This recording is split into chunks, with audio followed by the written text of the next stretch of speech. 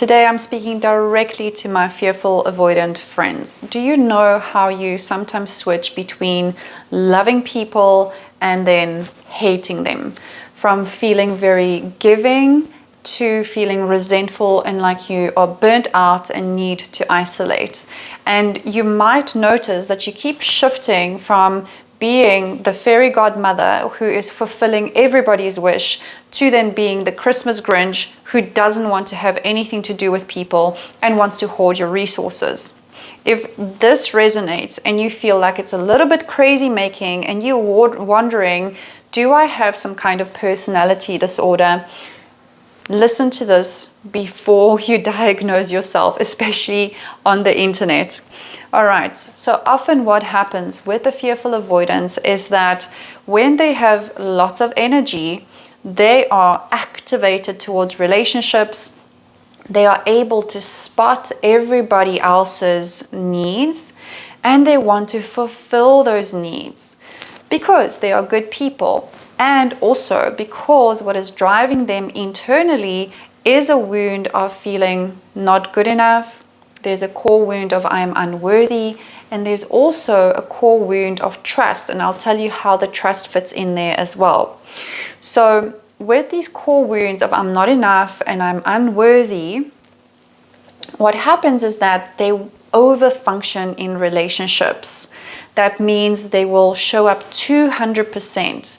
They will be the one to take you to the doctor, to help their coworker finish a task, to do everything for their partner, to cook them a nice meal, to do all the romantic gestures, to show up and message. So they are very active in the relationship. They give a lot of themselves. But the problem here is it's not that they give so much. The problem is that they are out of touch with how they are feeling internally. They are out of touch with their own feelings and needs. Usually that is because when they were growing up, somewhere along the way, they got this messaging that you are not allowed to be in touch with your feelings and needs. Maybe they got the messaging that you are selfish if you are in touch with your feelings and needs. Maybe they grew up in an environment where parents were addicted or mentally challenged with mental health issues, where they had to be the parent and forego having their own feelings and needs. Maybe they don't even know they have their own feelings and needs. So they have learned through their life that it's not okay to look after themselves, and they've learned that it is their responsibility to take care of everybody else, and therefore they think that it's also everybody else's responsibility to kind of take care of them. And they don't even ask for much, right? They only want people to kind of like check in on them, or maybe give a supportive word or a hug, to basically see them, see how hard they are working, see how much they need support, especially emotional support that they never received when they were growing up. But because they are out of touch from that, and also because in the back of their mind they don't know that it is even possible to ask your needs to be met by other people, they often find themselves feeling extremely used because they are the ones giving and showing up, over functioning, and then people don't give back in the same way. What fearful avoidants need to realize is that their hyper awareness of everybody else's needs is a trauma response. It comes from being in an environment, growing up in an environment where their needs were not important and everybody else's needs were more important. They had to take care of everybody else, like their parents or their caregivers, because they knew if I don't, who is going to then take care of me? So they had to become hyper attuned to other people's needs. And a lot of the time, they don't know that everybody else is not so hyper attuned to everybody else's needs.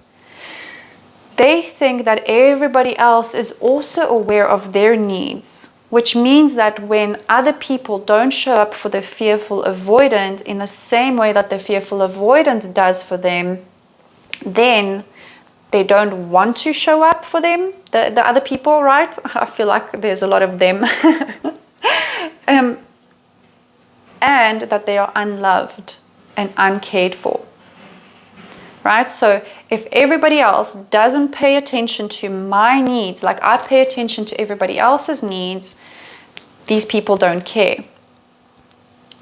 And it creates this perpetuating cycle of disconnection from self. And this is where the trust wound comes up, because they struggle to trust people as it is. And then they also overfunction in relationships, prioritize everybody else, which means they self-betray. They self-abandon their own feelings, and then they prioritize work more, or they prioritize friendships, or especially their romantic partner more. And when that connection is then not giving back in that same way, then they feel used. And they not only betray themselves, but they feel like they lose trust more in other people. But they're setting themselves up for this type of experience. They're setting themselves up to be disappointed. They're setting themselves up to feel fatigued, burnt out. And they're setting themselves up for being betrayed or feeling betrayed because they are prioritizing everybody else.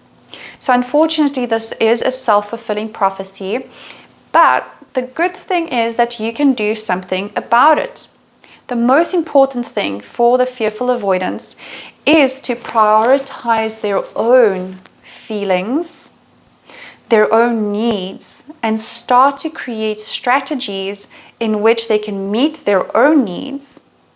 And that would require them to set certain boundaries.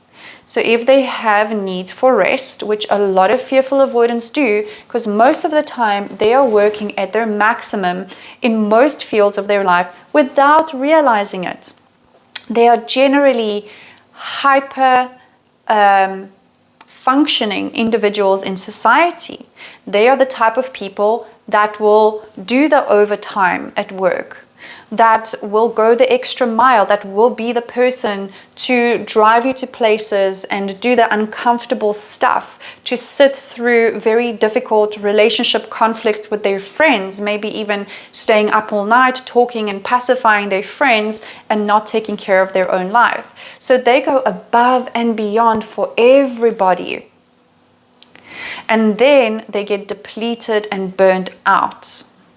So they need to have boundaries, and not so much around other people, but boundaries on their own behaviors.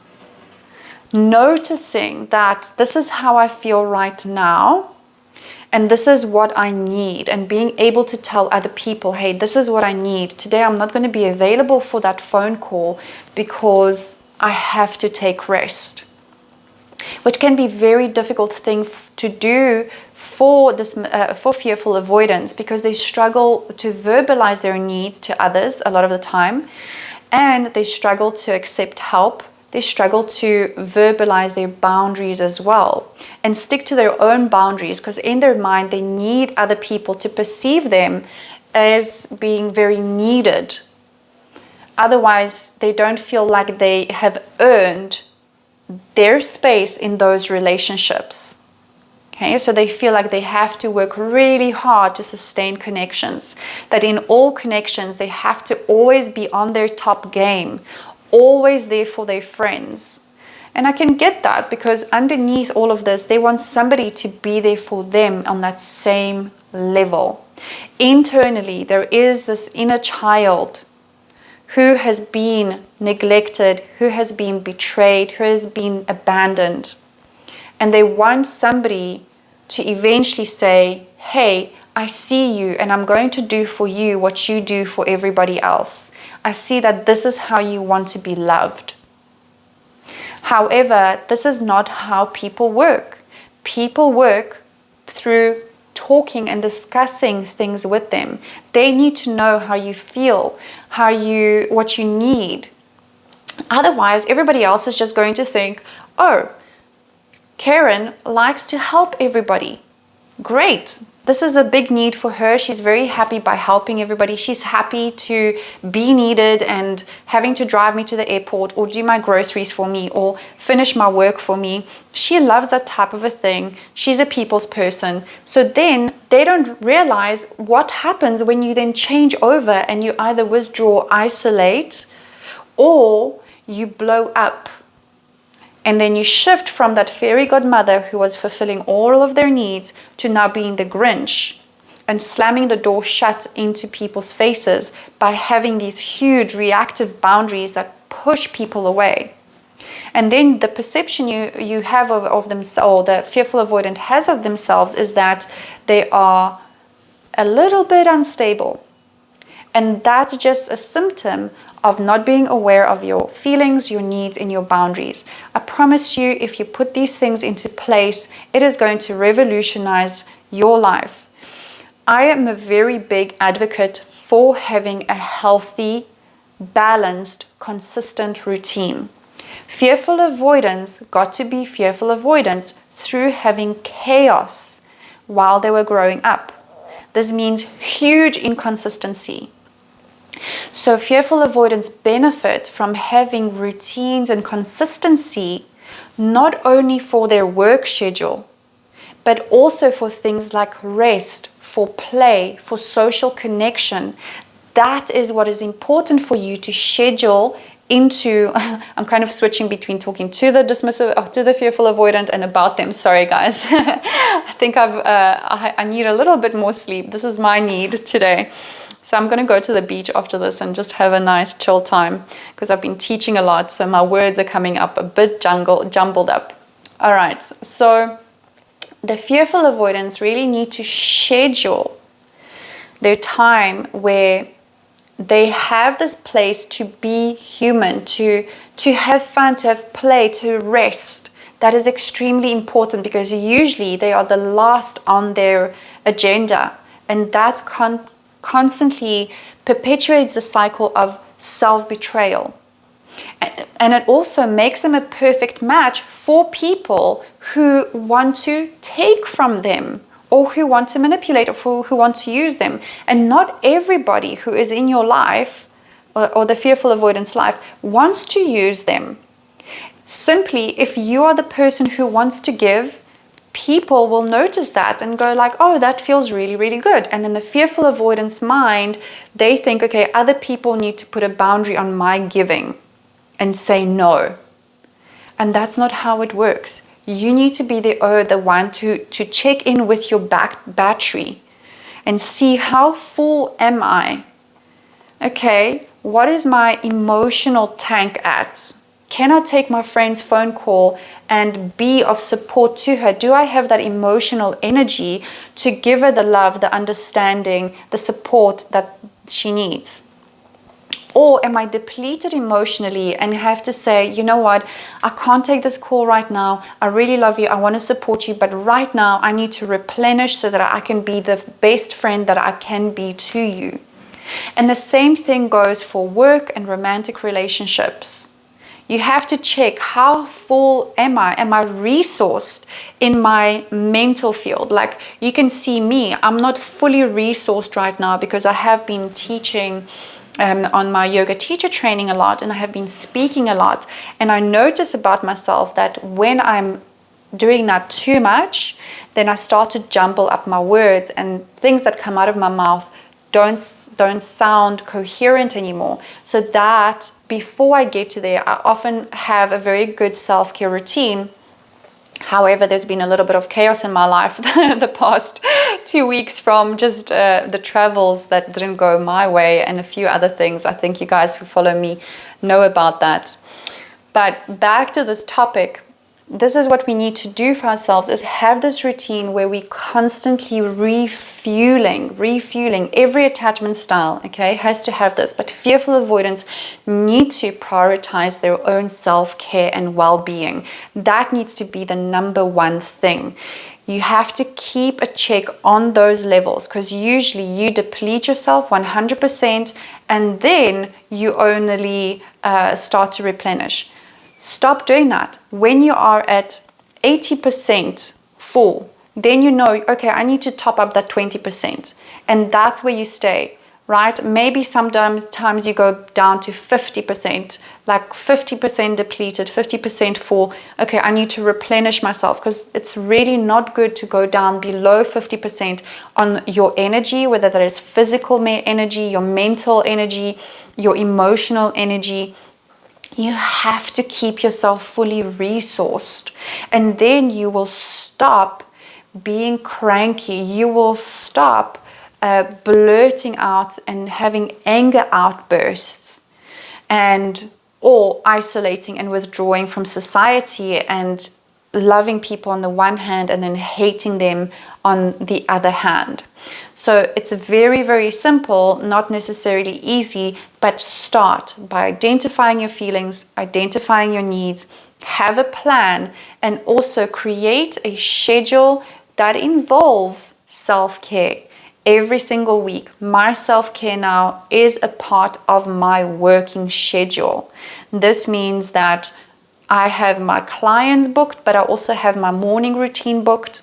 I also have time when I do fun things, which are my extramural activities like jiu-jitsu or yoga or dancing or just chilling and having nothing to do. That is actually scheduled in my schedule so that I can be fully resourced and I don't betray myself.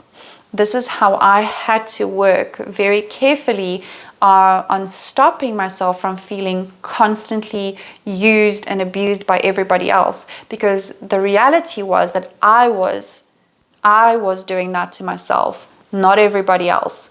And since I feel like this, it is a lot easier for me to interact with people. I can be a lot more friendly and open and give enough. I know how much to give, and I also think about myself in the future. What I mean by that is, say for example, I had a really good weekend where I'm resourced, I was in nature, I did the things that I love, and on Monday I feel energized and I just want to get to work. I do not take on too much. If there are lots of requests for me on the Monday, for the rest of the week, I will consider myself in the future and think, what will I feel like on Wednesday, knowing that I have all of these appointments and all of these tasks to do? What can I do for myself on throughout the week? And also, how much do I still want to take on and add on? Okay, and usually what I do is I just sit with that, and when I feel an internal no, that is a boundary that needs to be respected.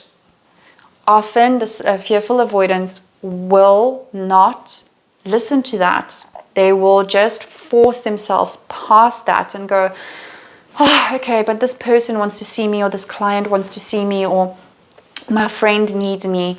And it's like, yeah, all of those people need you, and that's fantastic. But can you be the best person for them when you are depleted? Like that cliche saying goes, you cannot pour from an empty cup. And fearful avoidants spend most of their life giving to others, taking care of their caregivers or their parents or their siblings, so they are never really full. They don't really have that experience of being full, which, when they're pouring from that emptiness, can lead them to feeling very resentful very quickly, which leads to withdrawal or outlash of anger and reactive boundaries. So, my friends, if this is you or your partner, maybe send this video to your partner or your loved one and suggest and encourage them to schedule rest time, to schedule ways in which they can replenish their energy. or if that's you, do that for yourself. Put yourself as the priority. It's the least selfish thing that you can do for everybody else in your life. And you're going to find a life from surviving to thriving and have love, safety, and freedom that you desire. Thank you so much, and I will see you in the next one. Big love.